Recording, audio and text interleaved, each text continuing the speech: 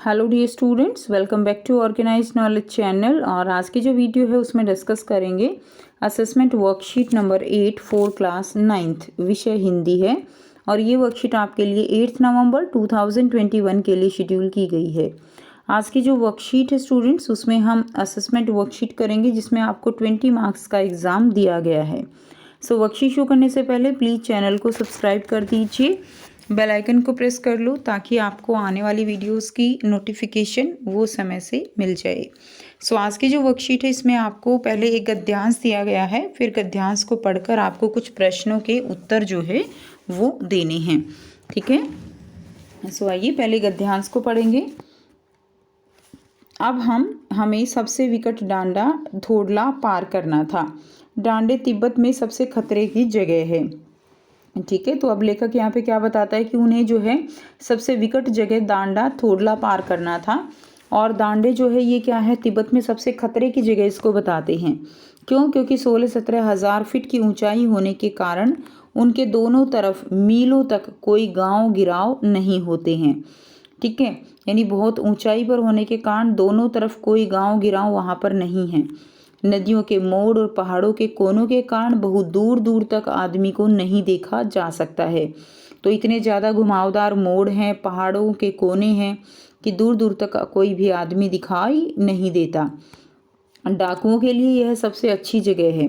तिब्बत के गांव में आकर खून हो जाए तब तो खूनी को सजा भी मिल सकती है, लेकिन इन निर्जन स्थानों में मरे हुए आदमियों के लिए कोई परवाह नहीं करता। ठीक है, तो यहाँ पर बहुत दूर दूर तक आदमी दिखाई नहीं देते, इसीलिए डाकू लुटेरे बहुत रहते हैं और खून भी हो जाए तो कोई बड़ी बात नहीं है। ठीक है, निर्जन स्थान जो है क्या होता है, जहाँ पर कोई भी ना रहता हो, ऐसे स्थान निर्जन स्थान होते हैं। तो वहाँ पर मरे हुए आदमी के लिए कोई परवाह नहीं करता। सरकार, खुफिया विभाग और पुलिस पर उतना खर्चा नहीं करती और वहाँ गवाह भी तो कोई नहीं मिल सकता। डकैत पहले आदमी को मार डालते हैं, उसके बाद देखते हैं कि कुछ पैसा है कि नहीं है। यानी वहाँ पर खून खराबा बहुत ही आम बात है। हथियार का कानून न रहने के कारण यहाँ लाठी की तरह लोग पिस्तौल बंदूक लिए फिरते हैं। तो लेखक बताते हैं कि यहाँ पर हथियार का कोई कानून नहीं है। ठीक है, इसीलिए लोग जो है वो लाठी की तरह ही यहाँ पर हथियार पिस्तौल बंदूक लेकर चलते हैं। डाकू यदि जान से न मारे तो खुद उसे अपने प्राणों का खतरा है। गांव में हमें मालूम हुआ कि पिछले ही साल थोड़ला के पास खून हो गया था। शायद खून को हम उतनी परवाह नहीं करते क्योंकि हम भिखमंगे थे। ठीक है, यानी जो लेखक है वहाँ पर वो जो भिखमंगा है उसके भेष में गया हुआ है, इसलिए वह खून की जो है ज़्यादा परवाह नहीं करते हैं।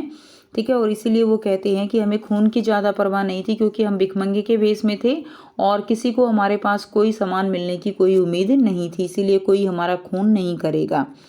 और जहाँ भी कहीं वैसी सूरत देखते कि जहाँ भी उनको कुछ शक होता तो वो टोपी उतारकर जीभ निकालकर कुची कुची 1 पैसा कहते हुए भीख मांगने लगते थे। ठीक है, तो ये जो है आपका जो हो गया गद्यांश। आप कुछ प्रश्न दिए गए हैं जिनके आंसर हम करेंगे। पहाड़ शब्द का पर्यायवाची शब्द क्या होगा? तो पहाड़ का पर्यायवाची शब्द क्या होगा? गिरी, पर्वत, ये जो है पहाड़ के पर्यायवाची शब्द हो जाएंगे। गांव शब्द का तत्सम शब्द क्या होगा? तत्सम शब्द कौन से होते हैं? जो कि संस्कृत भाषा से लिए गए शब्द होते हैं वो तत्सम शब्द होते हैं। तो गांव शब्द का तत्सम शब्द ग्राम हो जाएगा। तीसरा है नदी शब्द का समानार्थी शब्द क्या होगा? तो नदी का समानार्थी क्या होगा? सरिता, तटीनी, ये जो है नदी का समानार्थी हो जाएगा। नेक्स्ट देखिए, नंबर 4 है अगला शब्द का विलोम शब्द क्या होगा? तो अगला शब्द का विलोम शब्द पिछला हो जाएगा। नंबर 5 है ऊंचाई शब्द में मूल शब्द और प्रत्यय क्या होंगे? तो ऊंचाई में मूल शब्द होगा ऊंचा और प्रत्यय यानी जो पूंछ की तरह पीछे लगते हैं वो प्रत्यय कहलाते हैं। तो ऊंचाई शब्द में मूल शब्द हो जाएगा ऊंचा और प्रत्यय हो जाएगा आई। ठीक है, उसके बाद देखिए निर्जन शब्द में उपसर्ग और मूल प्रत्यय अलग कर दे हैं। तो निर्जन शब्द में मूल शब्द हो जाएगा जन और उपसर्ग यानी जो मूछ की तरह आगे लगते हैं तो निर जो है वो क्या हो जाएगा? वो उपसर्ग हो जाएगा और जन जो है इसके अंदर क्या हो जाएगा? प्रत्यय हो जाएगा। ठीक है, तो यहाँ से आप इन क्वेश्चंस के आंसर वीडियो पॉज करके लिख सकते हो। उसके बाद नेक्स्ट क्वेश्चन है क्वेश्चन नंबर 7। डांडे तिब्बत में सबसे खतरे की जगह क्यों है? डांडे तिब्बत में सबसे खतरे की जगह है क्योंकि यहाँ पर नदियों के मोड़ों और पहाड़ों के कारण दूर दूर तक आदमी दिखाई नहीं देता, यहाँ प्राणों का खतरा है। ठीक है, तो डांडे जो है वो सबसे अधिक खतरे की जगह क्यों हो गई? क्योंकि दूर दूर तक आदमी दिखाई नहीं देता और प्राणों को खतरा हो जाता है। वहाँ खून भी बहुत आम जो है बात है, किसी को भी मार देना। नेक्स्ट नंबर 8 है, हथियार का कानून न होने के कारण लोगों पर क्या असर पड़ा? कानून न होने के कारण आएगा। तो हथियार का कानून न होने के कारण यहाँ लोग लाठी की तरह पिस्तौल और बंदूक लेकर घूमते हैं। ठीक है, ये आप आंसर लिख देंगे। नेक्स्ट देखिए, क्वेश्चन नंबर 9 है, तिब्बत जाने के रास्ते में आदमी को बहुत दूर तक क्यों दिखाई नहीं देखा जा सकता? तो नदियों के मोड़ों और पहाड़ों के कारण यहाँ दूर दूर तक आदमी दिखाई नहीं देते हैं।